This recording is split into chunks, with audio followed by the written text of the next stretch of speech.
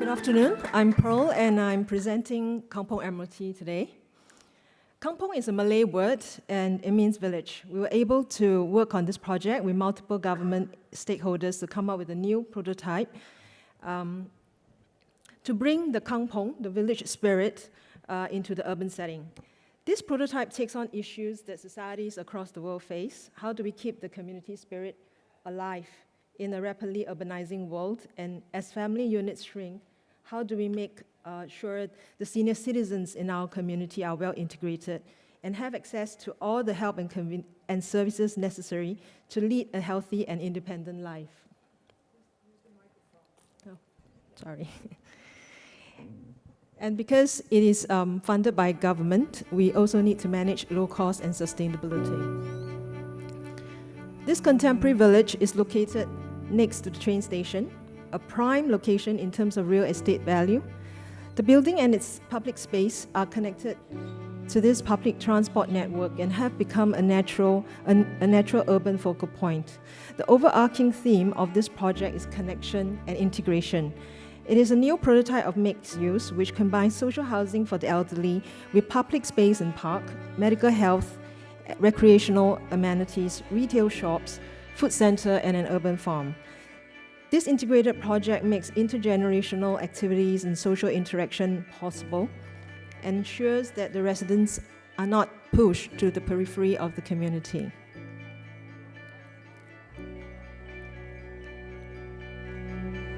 Elderly who have their homes in this development can plug into the amenities and public spaces. They enjoy the daily convenience and barrier-free access at the doorstep of their homes and are able to lead a self-determined, active life.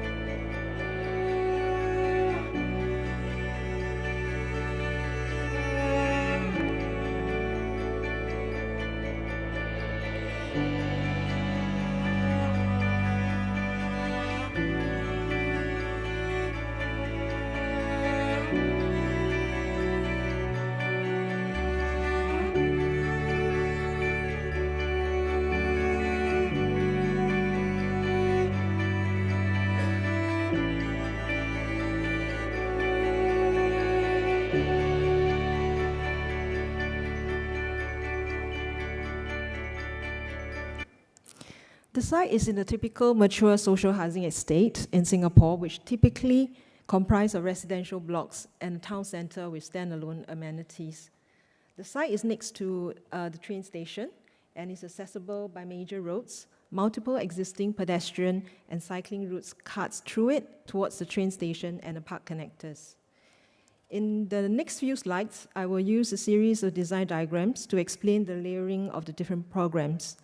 The project brief has 4 key components: commercial, a medical center, community programs, and social housing for the elderly. As government agencies tend to be silos, the conventional planning approach would be to segregate these programs into standalone buildings. But we propose differently. Our first key move was to put the shops and food center on the ground layer. By compacting the commercial footprint over 2 floors, we freed the ground floor for a tropical plaza. And next, we overlaid the large footprint of the medical center over the plaza. This provides shade and shelter for the plaza, which is crucial for its usability in the tropics. All weather activities can now take place in a fully public, porous, and pedestrianized plaza below. The high volume also allows natural daylight and breezes through, ensuring a high degree of thermal comfort. We overlay the community uses of a quieter nature, such as the childcare, elder care, and social housing to the upper layer. Over this, we created a new elevated ground level by introducing a community sky park where young and old can come together. This community sky park, with its gardens and urban farms, adopts the topographical architectural language of terraces and hills. At the foothill of the sky park, we introduced the apartment blocks of social housing for the elderly. The hills effectively shielded the apartments from the train noise. So instead of standalone programs, we have created a layered, integrated urban village with mixed uses and tropical community spaces. The free-up ground level and the new ground level generates more horizontal surfaces for landscape and people. Overall, the development achieves a green replacement of 110% and a community plot ratio of 150% compared to its site area. In this building section, this is how I want to show how we layered the programs vertically. The basements are for parking, bicycles, and cars. And the lower layer comprises 2 floors. The ground floor is a porous tropical plaza that brings the community together. And it's designed to prioritize pedestrian movement through the building to the train station. The Tropical Plaza is a bright and breezy double-volume space that serves as a community living room. It is activated by shops and a food center on the upper level. The oculus in the middle opens up to light and air and views of the park above. Now the plaza is a popular social space and provides daily convenience to residents. In the middle layer, the footprint of the medical center covers almost the whole site. And architecturally, the medical center is like an umbrella sheltering and shading the tropical plaza below, and it also acts as a supporting floor for the landscape above. We've all experienced hospitals, especially waiting areas, as sterile, uncomfortable places, but at Kampung Admiralty, we leverage on the biophilic effect that nature has on humans. So the central rain garden helps to bring in light to give a sense of comfort to all the waiting areas and medical spaces. The upper layer of the building comprises quieter, more private community facilities. Here is a 6th floor, an elevated ground where childcare, elder care, community gardens, and playgrounds are together. The view from the apartment looks up to the community sky park. Childcare and elder care are now side by side and also adjacent to landscape outdoors. So the young and old can enjoy bonding over playing, exercising, and also socialize with each other as they take care of an urban community farm at the rooftop, which the idea was to encourage elderly to be active. The social housing for the elderly is 8 units per floor. The units are modular and they are arranged in pairs with buddy nooks at shared entrances. This is a view of the apartment blocks, as it were, growing out of the large landscapes and the park. Buddy nooks are benches designed to encourage interaction at shared entrances of each pair of apartment. And the main doors are usually kept open for ventilation. In this case, it helps to keep watch over each other. Passive environmental strategies are used to achieve green performance. All public spaces and apartments are naturally ventilated. The precast facade has deep sunshade and is colorful to add visual interest and orientation. All the roof's surfaces are landscape and it's good for reducing thermal load. Embracing landscape brings benefits of being able to look out to the greens and being close to nature. And here we have a planting palette that encourages biodiversity. So we have actually observed good numbers of species here of insects, birds, and fruit bats. We make a study comparing this landscape to a neighborhood park that's nearby, which is mostly hard landscape, fumigated, and little variation in planting palette. And the interesting thing we find is that landscaping in a building can perform better when we make this biodiversity comparison. And we hope that it can be, with this more than 100% landscape replacement, in terms of scale, think about multiplying 10 such buildings, which is equivalent to a typical 10-hectare city neighborhood park. And in summary, Kampung Admiralty is a new prototype of mixed use by integrating different spaces in vertical layers. The layering mapped public space, semi-public rooftop farm, and gardens with private homes. And this project is inclusive and has been successful. And the government agency who are managing this building has now made a commitment to see if they can extend this prototype to other towns. Thank you.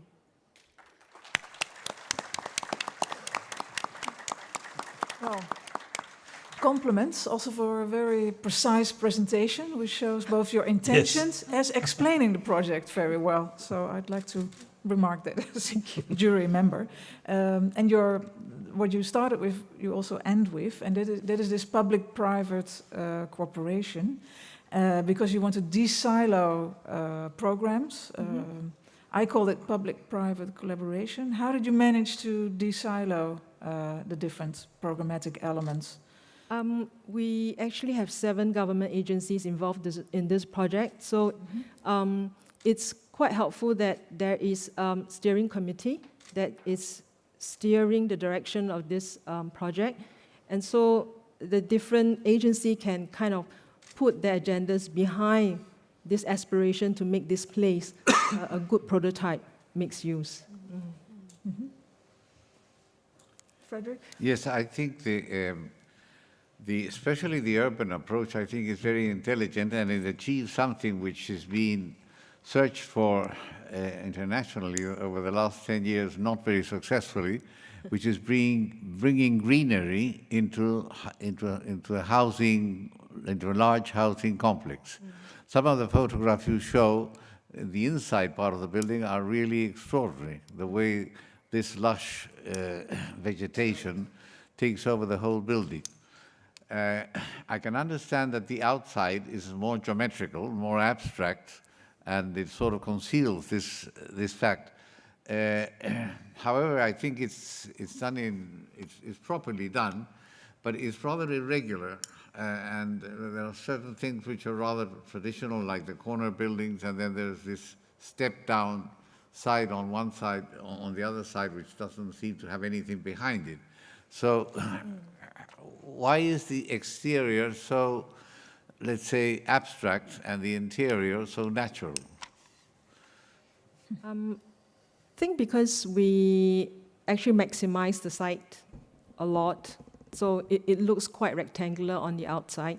And also, we are trying to use the building form to do some environmental response. For example, you see the terracing of the hills is actually back facing the train.